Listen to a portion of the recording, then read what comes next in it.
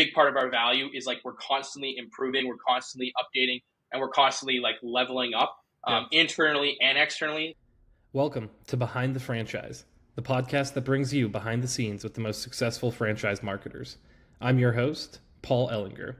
On each episode, we'll be diving deep with the people who have cracked the code on franchise growth so you can learn their secrets to building a standout brand. Hey everybody, welcome to another episode of Behind the Franchise. I'm your host, Paul Ehlinger, founder and CEO here at Flamel AI. We're super lucky. We've got our second Canadian guest on the show today. We were discussing the similarities and differences between Canadian and American Thanksgiving before going live here. But we've got Michael Sutton with us. Michael, if you want to go ahead and give us just a quick brief on who you are, what you do, and then we'll kind of jump into it. I hope we got a good conversation ahead of us. Yeah, sure. Thanks, Paul. Thanks for having me on the show. Really excited. So I'm Michael Sutton, founder and president of Grill Hero. We're a professional barbecue cleaning franchise. Currently, we have 7 franchisees across Canada, and we are working on expanding across the U.S. as well. We actually just got registered down in the U.S., so we're working on expansion all across North America, and we have a very unique franchise opportunity with our barbecue cleaning repairs franchise. We're kind of one of a kind in this space, and we're really looking to build a brand across North America for our services. Yeah, that's awesome. I was super excited about this. Like I told you, I'm from Kansas City, big barbecue hub, never seen anything like this, have personally cleaned several grills out, and it's not a fun task. So the problem you're solving is real. Maybe tell me, origin story, right? Were you barbecuing one day and just looking at the grill thinking, oh my God, this is going to suck? Or, how'd you get into this? Yeah, it's funny. Actually, it started off with just like a student summer job. So was out in off in college, and me and a buddy of mine were just trying to figure out like something we could do in the summer. We didn't want to go back to our like traditional kind of like 9 to 5 co-op type positions, internships, and we wanted to do something on our own. We wanted to do something outside with our hands, like start building a small business. And it's funny enough, my parents were actually trying to find someone to come out and clean our grill, and it was like impossible. They couldn't find anyone who would come to do it. They were like, on Kijiji, they were like looking everywhere that they could. They eventually found someone, and he came out, did a horrible job, charged a ton of money. And we just kind of saw the opportunity. And so on day one, we just went out and started selling door to door. We had no idea how to even clean a grill. We just started knocking on doors, pitching it to people. And within the first day, we had 5 sales. And then from there, we kind of went back to the drawing board, figured out how to actually clean a grill. Sure. And then, the initial kind of reaction from the customers was like, this is exactly what they wanted, they needed, they really appreciated the service. And so we just continue to build it from there. Yeah, no, I love that. Makes sense. Why would you not keep doing it if you get 5 sales on the first day, right? Validation right from the start. And then we kind of took that momentum. We continue to do selling door to door, continue to figure out the service, improve it, increase our pricing, develop a better offer. And then like 9 years down the line, we have a franchise system, and we're growing like crazy across Canada and moving into the US. So that's exciting. And I know at one point you were on Dragon's Den, which for American watchers, listeners, Canadian's version of the Shark Tank show. What's that experience like, right? Like, I think they just get such a broad view of so many different types of companies. Like, what was it like for you? How was that experience? How did that help grow your brand just from exposure? Anything like that? It was a really cool experience. I mean, I grew up watching the show like ever since I was like 10 years old. So being on it was just like a whole different thing, and it was just such a cool opportunity. So actually what happened was like we were really early in our journey. Like we were only 3 years in. We only had about like $100,000 in revenue at the time. So we were like a really small business, and like we weren't even thinking of going on the show. But one of our customers was a producer for the show, and they just loved our service. They loved us. They loved our brand. And so they called us and they said, hey, we really want to have you guys out. And it was kind of just an opportunity like we couldn't pass up at the time, even though we knew we were kind of early. Anyways, we ended up getting on the show. We got a deal with Jim Treliving, who is the founder of Boston Pizza, big Canadian restaurant franchise. And it honestly just did, like, the exposure alone did wonders for our business. We were like kind of everyone on university, like college campus, was like wanting to be a part of our startup. Like they wanted to, join our team. And then we had tons of people lining up to be customers. So the exposure alone had like huge impacts. We didn't end up going through with the deal after the show. Kind of what happened was we thought we would have a lot more access directly to Jim. Because like as a young entrepreneurs, we were looking for more of kind of mentorship, exactly, mentorship, that sort of thing. But we were very naive. We thought like we'd have his phone number, be able to call him up and stuff like that. But what actually happens is like he has a team of people who run all of his investments, and you kind of work with them. So we moved away from it after that, but the exposure alone just did wonders for our business. Yeah. Any like lessons learned there and how to like leverage media, to continue to grow your business? Have you ran any more experiments kind of along those lines as you've continued to grow? Yeah, no, we definitely leveraged it. Like we did like a launch party. We invited like a bunch of our customers, friends, stuff like that. So we leveraged it so much. We reached out to a bunch of news outlets when we were on the show as well, and like leveraged that to get more exposure. And so we learned a lot just about like how to leverage free PR, free publicity, like through being on the show and getting even more out of it. And that's something we've kind of continued to do in the business. Get on like local TV, local news press releases and stuff like that. And that was really like the start of it was Dragon's Den, and we've done a ton of it since then. Yeah, no, that's awesome. Yeah, free press is fantastic, right? And then it's just like I think something I've learned over the years too along the same lines is like you can make it as big as you want. I think sometimes people like forget that when they're building a company, and it's like it's up to you. Throw a fucking party, like get as many people as you can involved and like interested. Like that just makes it even bigger, right? In our university, like they put us all over like all the TVs on campus and stuff like that. Like we were in like the school newspaper, so like it was like huge on campus. And honestly, that was probably bigger than the amount of customers that we had, because we had like endless supply of employees. And like one of the biggest struggles in growing a home service business is like finding good talent, and that was just not a problem for us for like the next 5 years and so on. Like we had so many people who wanted to be a part of the business. So that was almost like the biggest outcome that we had from being on the show. That's interesting. Would you consider some type of like college grad to franchisee program? Like given how much a success it's kind of led for you, have you guys looked into that or tried to play with that at all? Not really. It's like we did actually test out like the college pro kind of model where you have like student franchises. But that just wasn't the right model for us. We wanted like more of a full-time franchise opportunity where we have experienced business professionals coming in, buying a full-time business. So we moved away from that. We do have like some younger people in our system though, like people who came in, were employees in our business, became managers, and then bought a franchise. We actually have two people who did that. Awesome. And that was all like, that's been so cool to like help them come true of being an entrepreneur and starting to actually like work with them on growing their business. So that's super cool. So we do stuff like that, but yeah. Also a pretty legitimate case study for you guys, I would imagine, if somebody loves the brand enough to work for it and then to buy into it, right? Yeah, ultimate validation when they know everything about the business and they're like, let's go, like I want to be a part of this in a bigger way. So that's been super awesome. We've had 2 that we've moved forward with, a couple more that like have wanted to but didn't work out because of like funding and different reasons. Sure. But that's like an open pipeline for us as well, is because we run a pretty large corporate operation. So a lot of our like kind of younger guys who work in corporate, move up into higher up managed positions, have the opportunity to buy into a franchise. And that's been a great way to build the business. Yeah, that's awesome. I know you guys rebranded, right, from Canadian BBQ Boys to Grill Hero. Would love to dive into that because I think, there's obviously a lot of risk with that, where you've spent all this time, effort, resources to kind of get that name known and then transitioning it over. Like maybe walk through kind of navigating those initial challenges and kind of what led to that rebrand in the first place. So, I mean, I think it's pretty self-explanatory around the Canadian BBQ Boys name and how it wouldn't do super well in the U.S. Sure, yeah, it's slightly limiting once you go to the rest of North America. Exactly. So we had just a bigger vision for the brand, right? Like we want to build a huge franchise system, 200 locations across Canada and the United States. And so we knew we had to rebrand, like it was going to be a big part of it. We also felt that like Canadian BBQ Boys it wasn't as professional as it needed to really be the brand name in the service. And Grill Hero did exactly what we needed it to do. It just professionalized the brand. It turned us into like a more serious business. And it also allowed us to expand from Canada and to the US with the exact same brand name. And that was a big focus of ours. In terms of the challenges, it's tough. Like Canadian BBQ Boys was our name. It was everything to us for like 6 years, 7 years. And we built that brand from the ground up.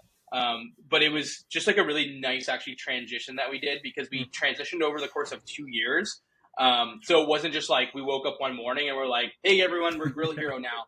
We actually took a very slow, methodical approach to get everyone involved in the brand, So all of our employees were all on point with it. Our customers knew about it. Like we co-branded our uniforms, co-branded the website, co-branded social media. We sent a ton of email blasts over the course of 2 years, getting everyone ready for the big launch. And then when we finally decided to do the full transition over, we didn't even be like, everyone knew exactly what was happening. And that was like a big priority for us. We want to make sure, we don't lose any of our brand value. We can properly transition it over. And I think we definitely just did it the right way. And it's actually helped grow our business significantly since the rebrand happened. Yeah, that's awesome. When you guys did that, was that process all internal, or did you engage any like third-party external agencies as you guys were thinking through this? What did kind of the internal decision-making look like?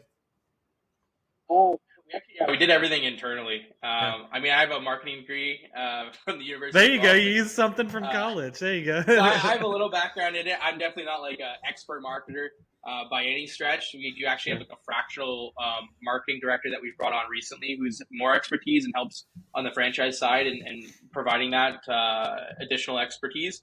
But at the time, it was really just, us kind of figuring it out. And I think we did it the right way.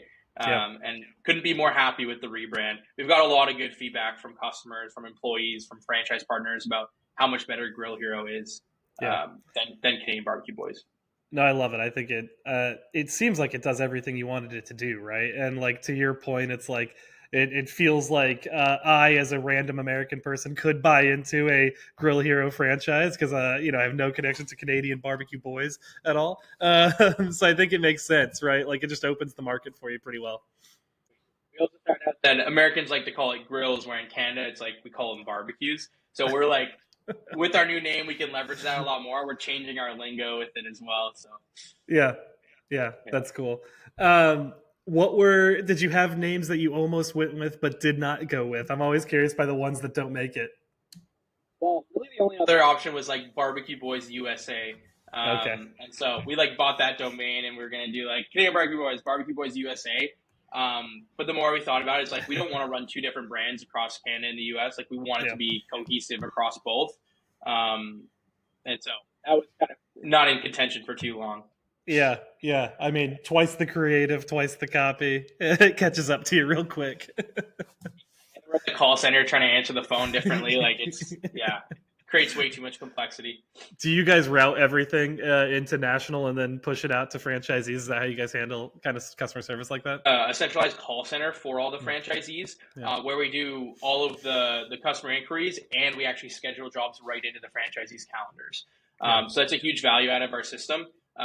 Is our call center, and so we handle customer support and actually booking of customers. So we're not even routing a lot of stuff directly to franchisees; we're handling it for them completely. Nice. And then on their end, they're kind of doing more like outreach, building their customers base, reaching out to their current customers for rebookings and stuff like that. Yeah, no, that makes a ton of sense. Outside of, just the name, obviously the big forum front, everybody sees it. Were there other changes to the brand as you guys went to move, internationally, expand to the United States, values changes or the way you talked about things? What else kind of changed within the brand outside of just the name? That's a good question. I would say, because we like just expanded into the US, we have a lot of things dialed in already. And so like we didn't want to go into the US before we were ready to do that. So we have like our hero values already defined. We have so many things already built out that are really just plug and play from Canada into the US. The only big changes are like spelling and like holidays are different. Sure. And so like really small kind of things, but with the Grill Hero brand name being able to go across both borders, aside from like legal requirements, registration, and all kind of like boring administrative stuff, it's really like really minor changes for us to build into the US markets. Yeah, no, that makes a ton of sense. Maybe walk me through, just some of that challenge, right? Marketing in two countries is a thing. Like there are massive cultural differences between the United States and Canada, as similar as they are and as close as they are. How do you guys think through that? How do you plan for that? Just trying to capture those cultural norms. I would say the biggest thing is like, I didn't go into this thinking I could figure everything out on my own. Yeah. So one of the first things that we did is we brought on a very experienced professional executive that worked at a huge franchisor that operated in both Canada and the US. And so he has a ton of experience in all this stuff, and he's kind of helped us throughout the process of setting things up, and doing it the right way. And so leveraging kind of the experience of like someone like that, as well as other people we're bringing on. Like I mentioned, we have a fractional marketing director who worked at Shack Shine, and they're a US and Canada franchise. And so he's really helping us bridge the gap between the different markets and setting things up the right way for US expansion. But kind of like, I guess on like a more broad note, like we're kind of changing things up to be more like US first instead of our Canadian first approach. One of the biggest things that we're doing is we're changing and refining the way we talk about our services. So we've always been barbecue cleaning and repair, for example, and now we've changed it completely over to grill cleaning and repair, leveraging our Grill Hero name. It is a little foreign to Canadians, but like we're kind of championing that change and getting people to like talk more about like these are grills, they're barbecue grills, they're not barbecues. So that's kind of like a small thing that we're changing on like our creative, updating onto like our vehicle wraps and things like that. And then from kind of, I guess, like more of a local, like there's actually more similarities than there are differences, is what we found between the two markets, especially from like a marketing approach. Facebook ads work well in Canada. They also work well in the US. Sure, right? Google ads, same thing. And the platforms are very, like they're the exact same, whether you're running them on either side of the border. One of the other things that we have done recently, we actually brought on an agency partner who has operations both Canada and the US. So we've been handling all of our digital marketing internally. Like I've actually been running the ads myself. And I'm not an expert by any stream. So one of the major moves that we're doing going into next year is we brought on this agency partner who's going to be running the digital advertising for both Canadian and US franchises. So we're leveraging that expertise to really dominate in our local markets as well. Yeah, no, that makes a ton of sense. I love that notion. I'm a big fan of that as well, where it's just like, I can't know everything, and I probably will suck at most of things. So just find people that are really freaking good at what they do, right? Yeah, that gets you through. Maybe walk us through, what you focus on. You kind of mentioned this a little bit, like some of that language refinement. Like what values are you consistently trying to push across to your employees, your team, customers, that you think really differentiate Grill Hero just in your kind of, the marketing language you're using? So, I mean, our core values are our hero values, and that's honesty, empathy, reliability, and openness. And so we apply those to our franchise partners coming in. We want to make sure they fit well with our core values. With our employees, we want to make sure that they're constantly, showcasing those values, and we display that throughout our marketing as well. So, like when it comes to honesty, like it's making sure we're honest and authentic when we're having relationships with our franchise partners, when we're in conversations, when we're working together on growing the business. It's also on the customer side, making sure, when we're quoting people, we're quoting them properly. We're giving them the full picture. We're not changing things on them at the last minute. We're living up to the promises, the things that we're doing. When it comes to empathy, it's like understanding people's situations, being there when people go through hardship, either if it's a customer, if it's an employee, or if it's a franchise partner. Reliability is like, we say we're going to come at this time, we're showing up on that time. And then on the franchise side, it's like you're setting your targets at this level. You're actually going to be, putting your plan in place and taking the actions that you say you're going to. And our role as a franchisor, holding them accountable to that. And then openness is like openness to change, openness to innovation, openness to be coached. So a big part of our value is like we're constantly improving, we're constantly updating, and we're constantly like leveling up internally and externally. Like, so our marketing is leveling up, our systems are leveling up. We're making changes to our team. We're bringing in more experienced professionals. And so one of our biggest, I would say like our biggest value is constantly being open to that change and having everyone take part in it. And so those are kind of like our internal values, but we also display them outwards towards our customers. Yeah. I feel like openness makes a ton of sense. Like, especially like everybody knows you're a young CEO, right? Like you started this in college. It's a part of kind of the core story. But I think with that, your point of like, just acknowledge where you're at, acknowledge like, hey, we're grinding every day to like get this thing better. Like, I think that makes a ton of sense. Do you transfer that to like, is there a lot of data visibility amongst franchisees, and kind of what does that look like where, you're kind of objectively showing that change and improvement? Yeah, we're actually in the process of, and I'm not sure how familiar you are with EOS. Yeah. So we're actually in the process right now of bringing all of our systems onto EOS, and a part of that is like our scorecards. So one of the things we've had as a really important part is like we use a field service management software that has like tons of reporting and like almost way too much data. Sure. And so right now, one of the major projects we're working on is like refining that data into really dialed in scorecards where you can look at the scorecard and really see the health of your individual franchise against all the other franchise and corporate locations.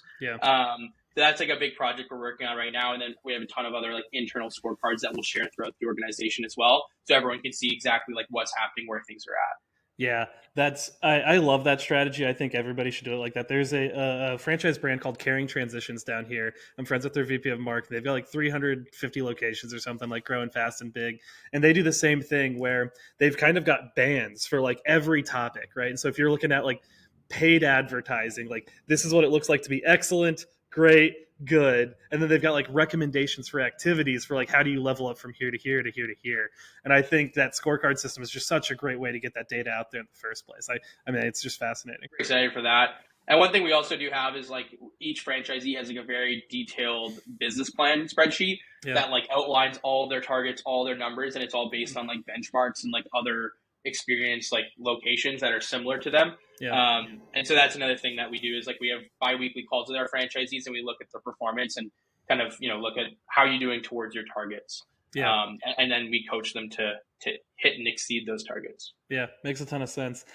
You've touched on a lot of forms of marketing kind of in this conversation, right? Like door-to-door, pay-per-click, media, PR type stuff. What strategies have been most effective for you as you guys have continued to grow this brand? And maybe which areas have you been surprised by, that have outperformed what you thought they would? When we started out, we were like all in on like the neighborhood local marketing approach. Door-to-door, going to home shows, like grinding through that. And then through COVID, like we got really comfortable with digital. Like we mastered digital.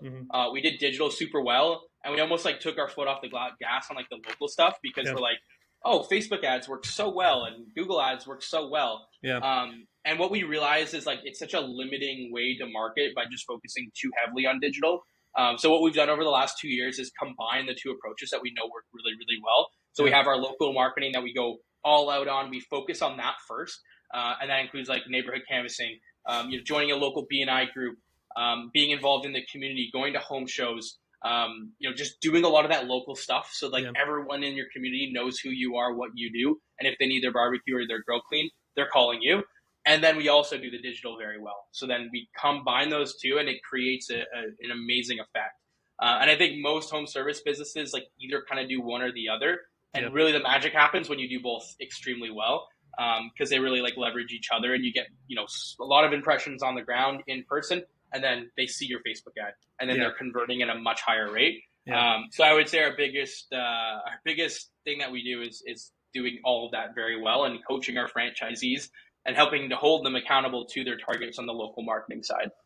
Yeah, I totally agree. I feel like the foot traffic is just so like it's in the face and obvious, right? It's like you can see 1,000 Facebook ads in a day, but if I show up to your door with a shirt on that's branded, like you're going to remember that more, right? The next time you come across that ad. So it just adds like, I think it's like 12 touch points consumers need to make a buying decision these days. And it's like, you should hit some of those in person. Like, I mean, even us, like we're a straight up software company. Like we've got a massive 2025 plan based all around like showing up in more places. Right. And it's like, it just works better. You just meet people and have better conversations, It's getting more and more important.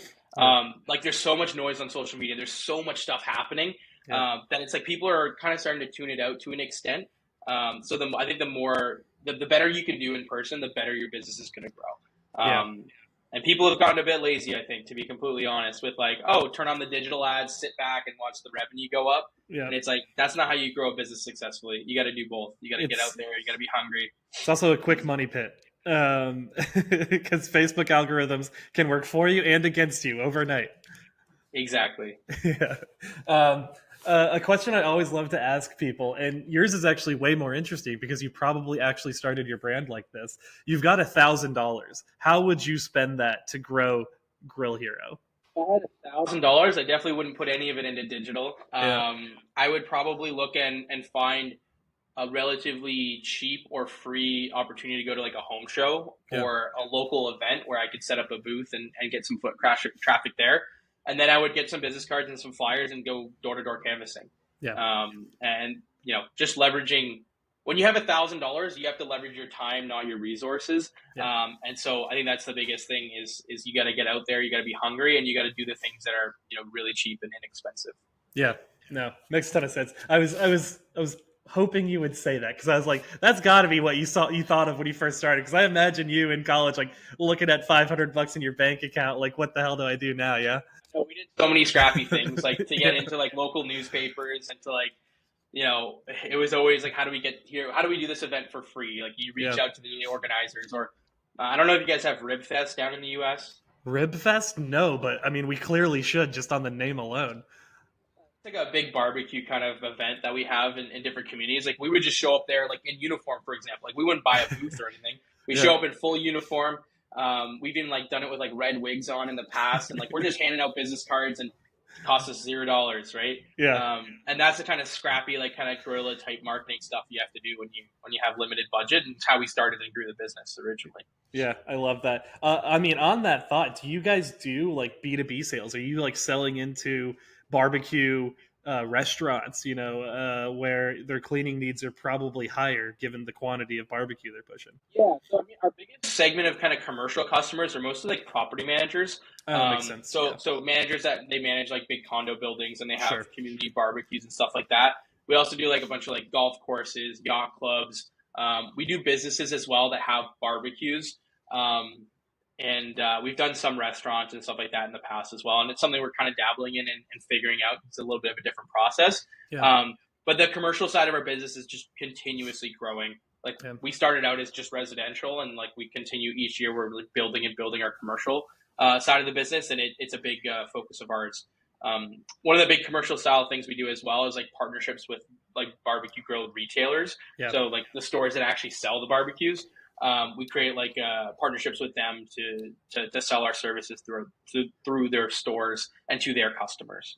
Are you guys selling that as like a subscription service where it's like, hey, sign up for your like barbecue maintenance plan or something like that? Like, what does that relationship look like? Because I mean, that makes a ton of sense to me. Like, them and manufacturers have to be just these massive markets for you guys, right? Where it's like, you don't even have to do the selling. You've got everybody else selling for you. So in the past, it's really just been like, we would set up like a custom landing page for them, give them a small like kickback and some other incentives. And they would just like send us leads essentially. And then we would just book them through our original kind of, our call center, that sort of thing. What we're working on them now is like, we have recently launched a membership program. And so it's like our subscription type service where people can get yearly services, but like, twice per year, 4 times a year. And just have it as like a recurring kind of, maintenance package that they don't have to worry about. It's completely hands off. And we just show up and clean their grills when they need it. And so we are working on developing those partnerships now to sell some of that subscription in their stores.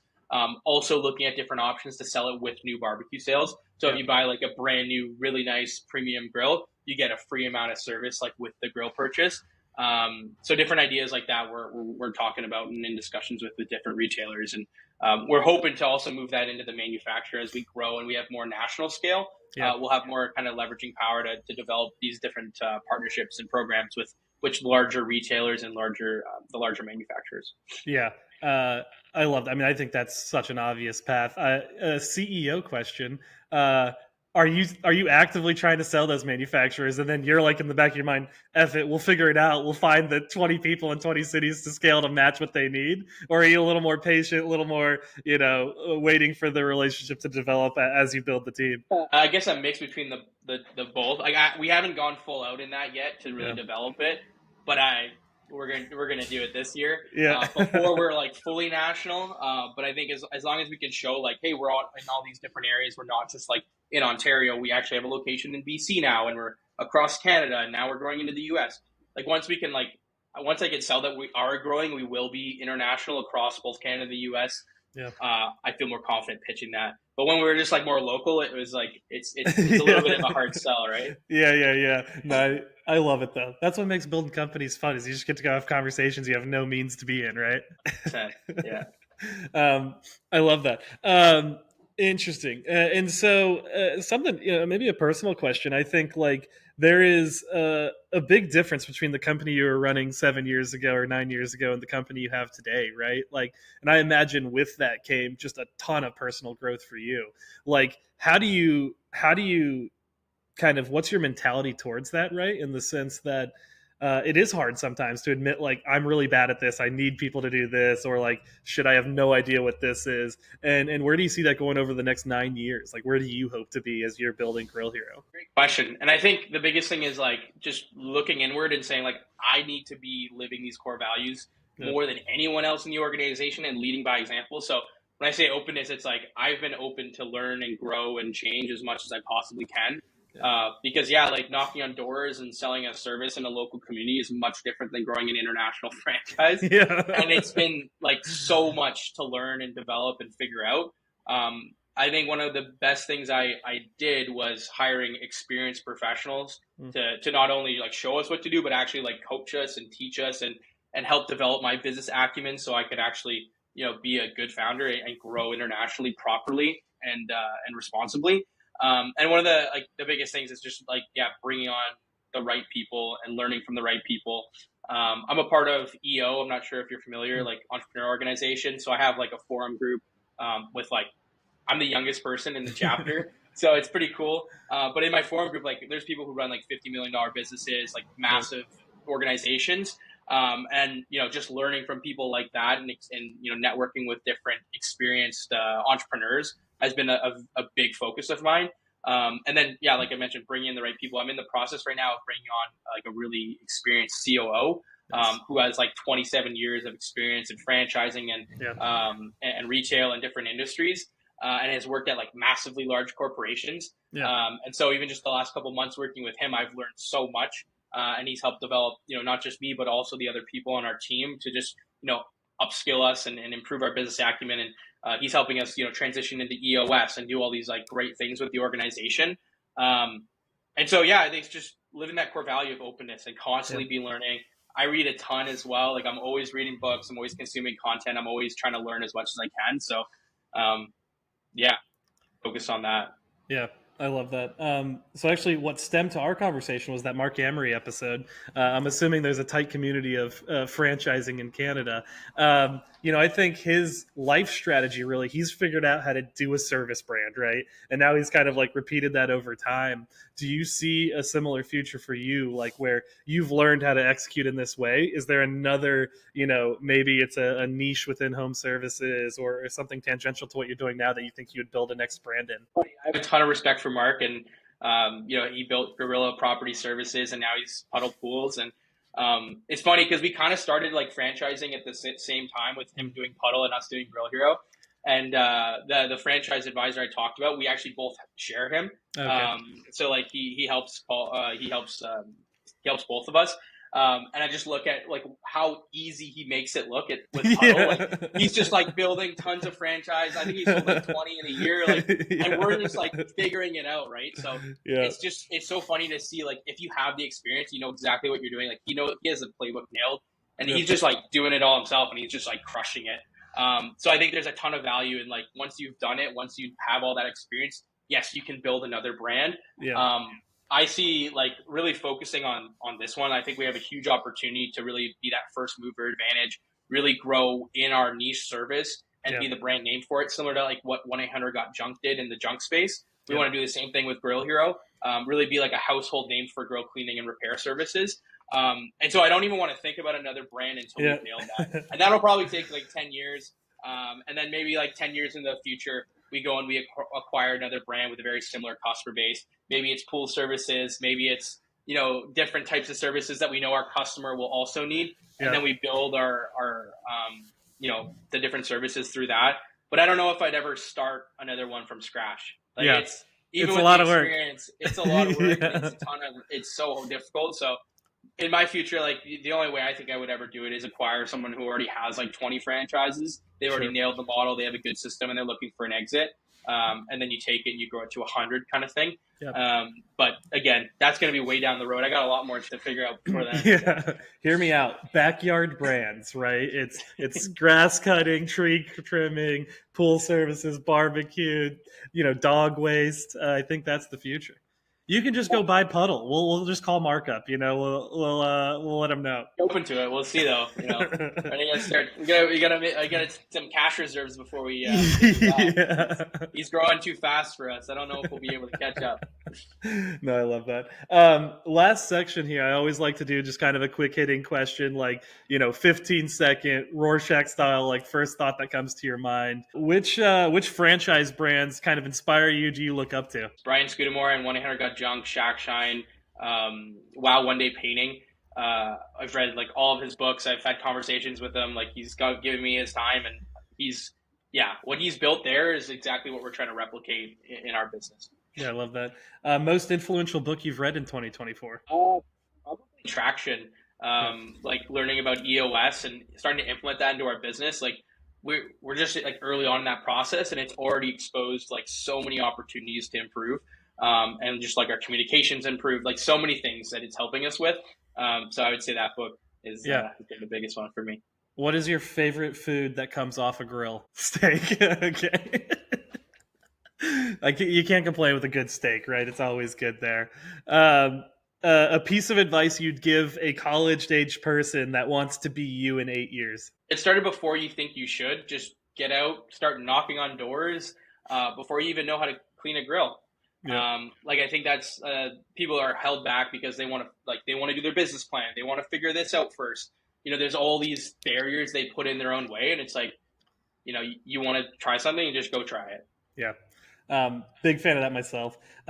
Last one. What's something people would be surprised to know about you? Favorite activity is going into the backcountry, like doing backcountry camping. Yeah. So we go on like long treks through the wilderness with like no cell service. And like one of my favorite hobbies is backcountry camping in the middle of nowhere.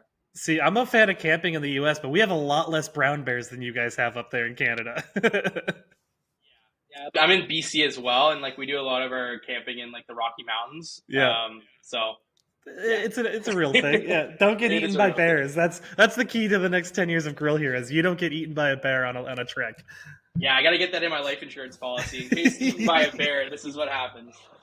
Put it in the key man insurance for the business as well. That way everybody's taken care of. Beautiful. Well, Michael, this has been fantastic. Thanks so much for, sharing your journey and then really just diving in deeper into kind of the tactical aspects of building your brand over time. Like super interesting stuff. Always like to give kind of a half minute at the end. Like you're on a podium, sell what you want to sell. You've got a platform to do it. We're open for business in the U.S. Like we are actively looking for franchise partners. We have a number of really good prospects that are pretty far in the process and will likely be signing on very, very soon. So we're super excited to have a handful of people starting in the U.S. By the end of this year, and then we're looking to looking to grow. Like we're looking to skyrocket this. We have all the systems in place. We have an amazing team. We've built an amazing brand in Canada. And we're just bringing all that knowledge, experience, and branding all into the U.S. in 2025. And so if anyone's out there that wants to learn more about how they can be a part of this, how they can learn more about our franchise opportunity, go to grillhero.com, reach out to us. We'll set up a call with you. We'll teach you all about what we're doing and see if you're a good fit for our system, and see if it's a good fit for you as well. Perfect. Well, thanks again, Michael. Really appreciate your time today. Everybody else, thanks for listening or watching, and we hope you enjoyed this show and look forward to the next episode of Behind the Franchise.